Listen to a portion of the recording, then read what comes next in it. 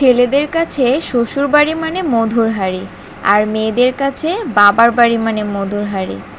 কেন বললাম কথাটা? চলুন শুনে আসি। আসসালামু আলাইকুম। বাংলাদেশি ব্লগার মমিতু চ্যানেল থেকে সবাইকে স্বাগত জানাই। যে যেখান থেকে আমার ভিডিওটা শুরু করছেন বা করবেন, আশা করছি আল্লাহর রহমতে সবাই ভালো আছেন, সুস্থ আছেন।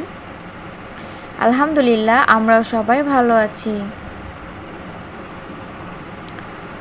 বাবার বাড়িতে এসে তো শুধু সুখ আর শান্তিই করছি। শুয়ে বসে এই তো ভিডিও করছি একটু, আর ঘোরাঘুরি, খাওয়া দাওয়া এরকমই সময় যাচ্ছে। তো সব সময় ভিডিও করতে মনে থাকে না, আর নিজের সংসারে যখন থাকি তখন দেখা যায় একটু একটু কাজ করলে সেগুলো ভিডিও করার কথা মনে থাকে। আর এখন যেহেতু কিছুই করা হচ্ছে না, তো সেক্ষেত্রে একদমই ফোন হাতে নেওয়া হচ্ছে না। তারপরেও একটু একটু করে যেটা শ্যুট করেছি সেটাই আপনাদের সঙ্গে শেয়ার করছি। আর এই তো আম্মু বিকেলে একটু ঘোরাঘুরি করছিলাম, আমরা ছাদে গিয়েছিলাম। তো তারপরে এসে দেখলাম আম্মু এখানে পিঠা বানিয়েছে। এটা তেলের পিঠা, আমরা বলি ভাজা পিঠা। আর পাশে হচ্ছে এই তো আলুর চপ বানাচ্ছে সন্ধ্যার নাস্তা হিসেবে। আচ্ছা, যারা এখন পর্যন্ত ভিডিওটা দেখছেন তাদেরকে বলি, ভিডিওটা ভালো লাগলে প্লিজ একটা লাইক দিয়ে পুরো ভিডিওটা কন্টিনিউ করবেন।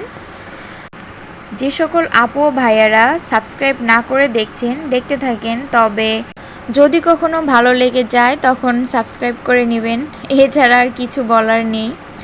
আর যারা যারা সাবস্ক্রাইব করেন তারা যদি ভিডিওটা না দেখে শুধু সাবস্ক্রাইব করে রাখেন তাহলে কিন্তু চ্যানেলের ক্ষতি হয়ে যায়।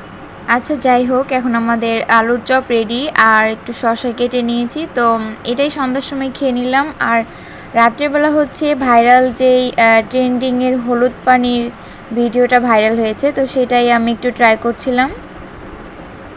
আমি কিন্তু দুইবার ট্রাই করেছি, প্রথমবারটা বেশি ভালো হয়নি, তো দ্বিতীয়বার এটা যাই হয়েছে এই তো আপনাদের সঙ্গে শেয়ার করছি।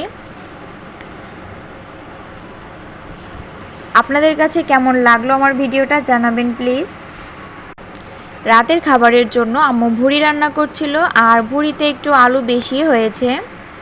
আর রুটি দিয়ে খাওয়া হবে, তো আলু এই কারণে একটু বেশি দেওয়া হয়েছে। দেখা যায় আমাদের আলুটা একটু বেশি পছন্দ। চালের রুটি দিয়ে খাবো। তো যখন রুটি বানাচ্ছিল বা আমরা খাচ্ছিলাম তখন কিন্তু আমার ভিডিও করতে মনে ছিল না, আর এই জন্য দেখাতেও পারিনি। এটা হচ্ছে পরের দিনের ভিডিও। আমার ছোট বোনের বার্থডে ছিল, তো ওর বার্থডে উপলক্ষে ওর ফ্রেন্ডরা ওর জন্য একটা সারপ্রাইজ পার্টি রেডি করেছিল। তো আমরা সবাই তো সারপ্রাইজই হয়ে গিয়েছি, আর আমার বোন তো অনেক অনেক খুশি হয়েছে। এরা সবাই দেখুন হঠাৎ করে আমাদের বাসায় চলে এসেছে, আর এই তো একটু সাজিয়ে গুছিয়ে নিল সিম্পলের মধ্যে। তারপরে এই তো এখন পিৎজা কাটা হচ্ছে কেকের বদলে, কেননা আমার বোন আসলে কেক কাটাটা তো আমরা করি না, বার্থডে উপলক্ষে কেক কাটা কখনো হয় না।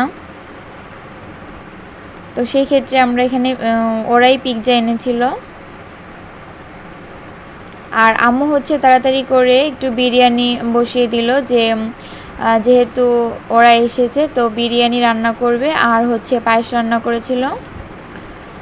সবাই একসঙ্গে অনেক হই হুল্লোড় মজা করলো, বেশ অনেকগুলো ছবিও তুলেছে। আর এখনই তো দুপুরে খাওয়া দাওয়ার পর্ব। তো খাওয়া দাওয়ার পরে সবাই তো চলে গিয়েছে, আর আমি তো আমার মেয়ের কিছু জামা কাপড় গুছিয়ে নিচ্ছিলাম।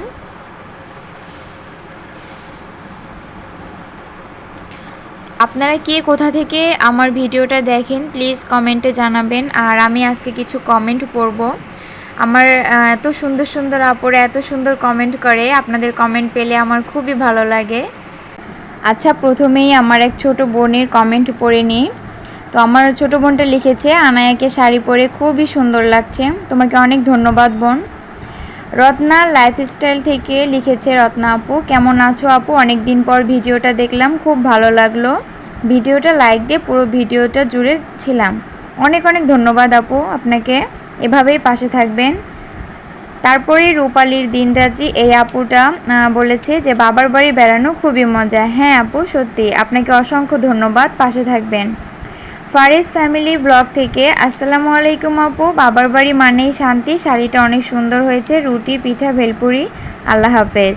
অসংখ্য অসংখ্য ধন্যবাদ আপু। আমার পুষ্পা লাইফস্টাইল থেকে পুষ্পা আপু লিখেছে, ছোট্ট সোনামণিকে শাড়িটা পরে খুব সুন্দর লাগছে আপু।